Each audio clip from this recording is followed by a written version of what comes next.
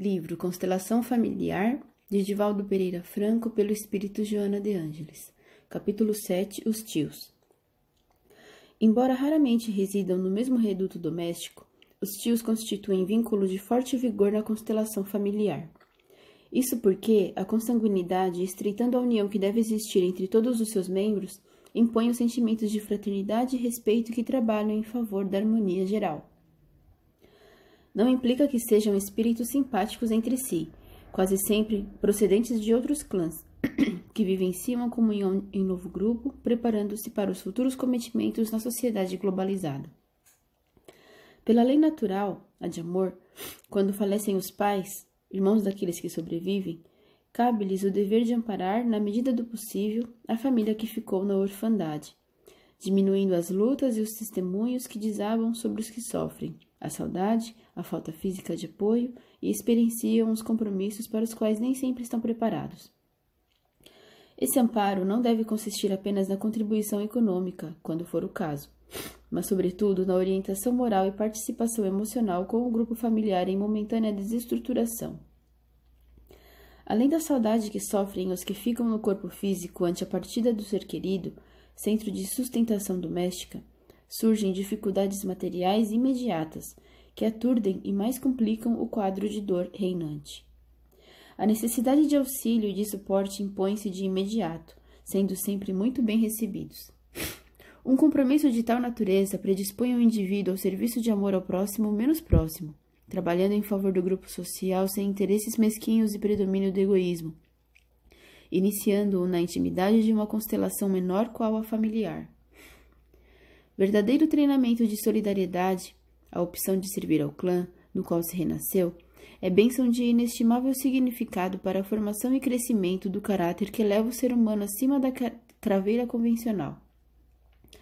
Amando aqueles que se lhe vinculam pelos fortes impositivos familiares, torna-se mais fácil ampliar o círculo de afetividade a outros que também são necessitados, desenvolvendo a fraternidade legítima, irmã generosa da caridade no seu sentido mais elevado.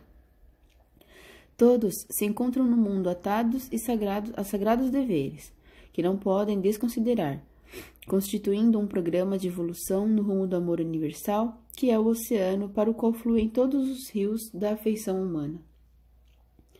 Cabendo-lhes o compromisso de amar até mesmo aqueles que se lhes tornam inamistosos, adversários ou verdugos, como olvidar os espíritos que renascem no grupamento familiar, jungidos a deveres que transcendem à compreensão imediata?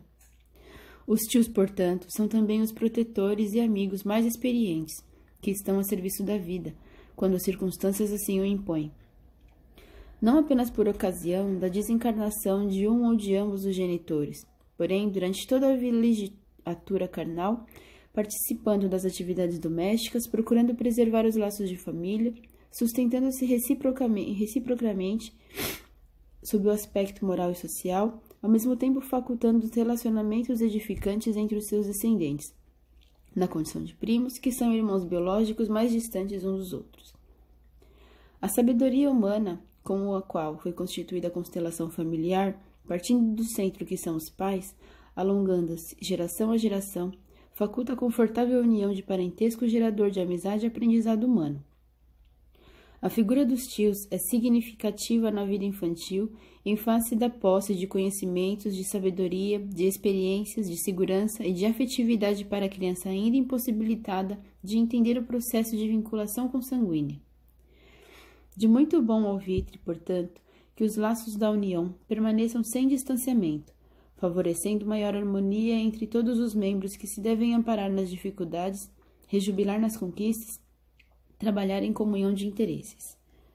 Certamente, cada espírito tem desenhada no tecido social a sua própria contribuição, não se detendo no grupo doméstico, o que favoreceria o surgimento de preconceito contra os outros, de egoísmo doentio em relação aos seus, em detrimento dos demais, o que de fato constitui uma aberração. Referimos-nos à manutenção da amizade e da saudável preocupação com o progresso e o desenvolvimento ético-moral, econômico-financeiro e social dos familiares, o que faculta o despertamento e a continuidade da atenção, dos cuidados em relação aos auxílios recíprocos que devem ser oferecidos.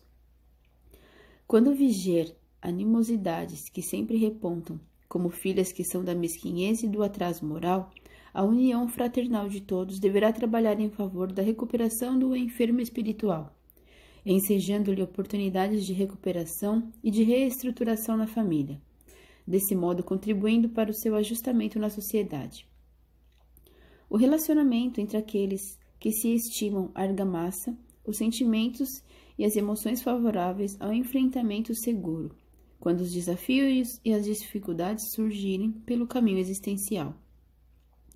Ninguém transita no mundo sem a necessidade de outrem, sem o companheirismo, sem a cooperação de amigos devotados, sem a participação ativa e produtora no grupo social. Qualquer tipo de isolamento representa transtorno de conduta comportamental com perigo de agravamento no desequilíbrio da estrutura emocional. Mesmo quando o indivíduo considera-se autossuficiente em face dos recursos de que dispõe, a emoção impõe-lhe relacionamentos indispensáveis à saúde e ao comportamento por necessidade de intercâmbios saudáveis, sustentadores da vida. O calor humano, que deflui da amizade real, é estímulo para a existência e valioso contributo terapêutico para o desenvolvimento dos valores que constituem a vida.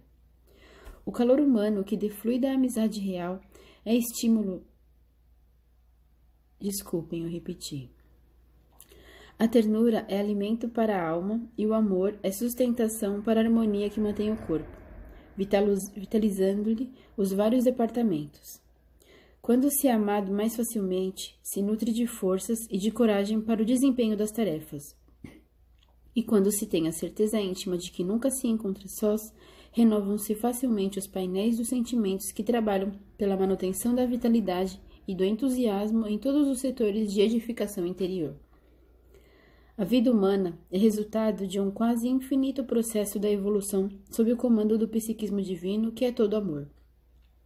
Herdeiro das expressões primárias por onde transitou, o ser humano traz no ímã do ser as experiências adquiridas em cada etapa, acumulando novas conquistas que o elevam na escala espiritual.